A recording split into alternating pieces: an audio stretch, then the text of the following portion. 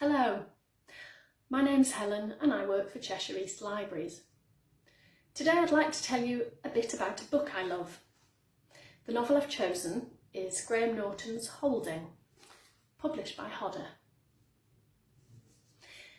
I don't think I need to tell you very much about the author himself. I'm sure you all know who Graham Norton is. Irish comedian, actor, TV presenter, columnist and general national treasure. But if, like me, you didn't know a lot about his writing, let me just say that Holding was published in 2016 and it is his first novel. Holding is a whodunit, but the intriguing plot is, I feel, not the whole point. Its huge strength is in its characters, who Norton handles with great sympathy and care, even when he's poking fun at them.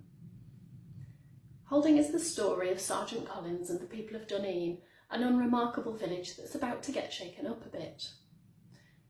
I don't think I'm giving too much away if I mention the appearance of a dead body at a local farm, which heralds the unearthing of a series of past secrets and the beginning of a great opportunity for Sergeant Collins to show his worth. Now, this wouldn't be a detective novel if it didn't present us with the unwelcome arrival of a detective superintendent. So you'll be relieved to hear that it ticks all the boxes in that regard, and we're treated to some darkly comic moments between Sergeant Collins and DS Linus. As we meet the suspects and get to know the people of the village, there are laugh-out-loud moments like the Dunedin Music by Candlelight concert, where Mairead bursts into a rendition of You'll Never Walk Alone that Norton describes as sounding more like a threat than a promise. There's also constant humour in Sergeant Collins's wickedly uncomfortable visits to the villagers' homes to question them and gather information. From unwanted cups of tea to unappetising sandwiches to over-enthusiastic welcomes from muddy dogs, you'll find entertainment wherever he goes.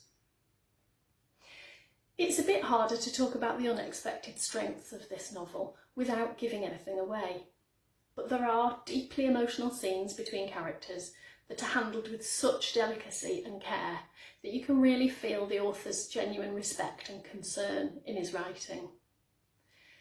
Particularly in the events that surround some of the female characters, Graham Norton has got a real talent for empathy, and I found myself close to tears on more than one occasion. A challenge to myself over lockdown has been to keep reading, even when it's difficult to stay focused.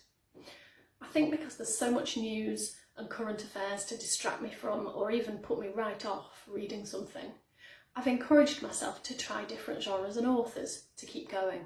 And that's exactly what led me to this book. I wanted something I could escape into, and I do think that for me, strongly relatable, character-led writing is more likely to capture my wandering attention.